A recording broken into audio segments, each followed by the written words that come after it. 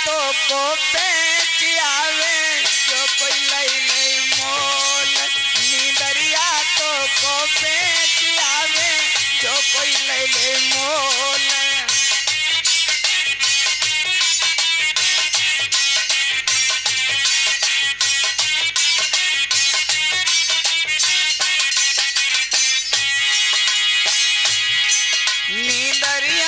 नींदरिया तो को बेच आवे जो कोई ले ले मोल।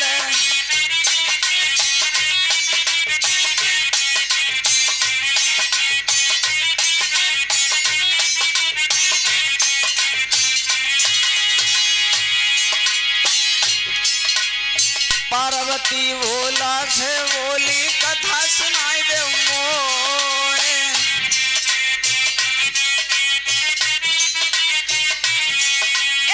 पार्वती भोला से बोली कथा सुनाई दे मोए।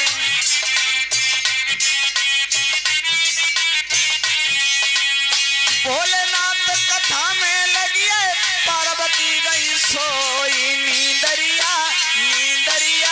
नींदरिया तो को बेच आवे जो कोई ले ले मोल।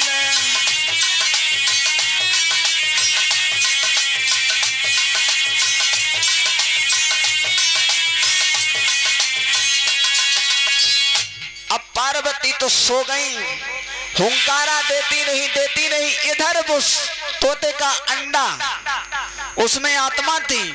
अमर कथा सुनते अंडा फूट गया, आत्मा बाहर निकल आई। अब पार्वती की जगह पर वो आत्मा हुंकारा देने लगी।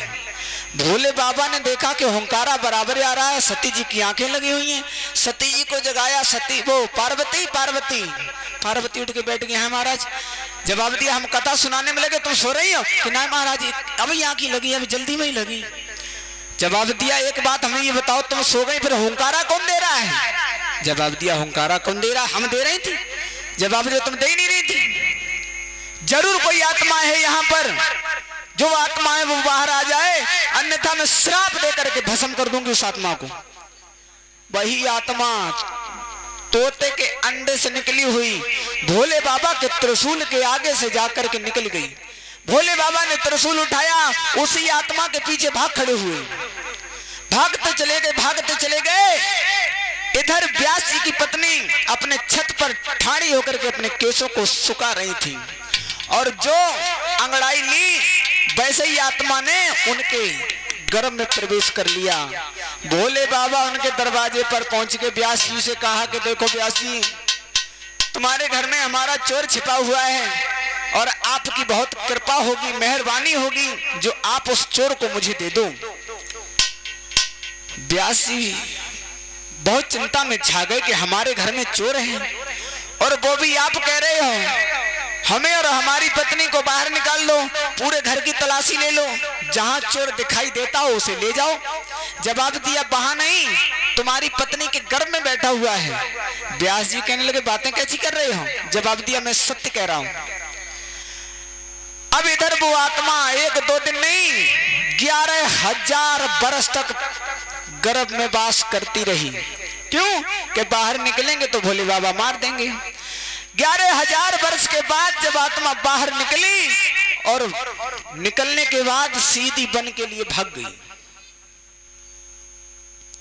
जब वन के लिए भाग गई, अब भगवान भोले बाबा से व्यास जी ने बार बार विनती की और उस आत्मा को छुड़ा लिया। तब उनका नाम पड़ा सुखदेव, क्योंकि सुख माने होता है तोता, और ये अंडे की ही आत्मा थी।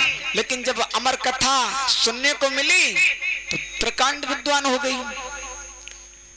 अब इधर तो श्री सुखदेव जी का इस तरह से जन्म हुआ। सूत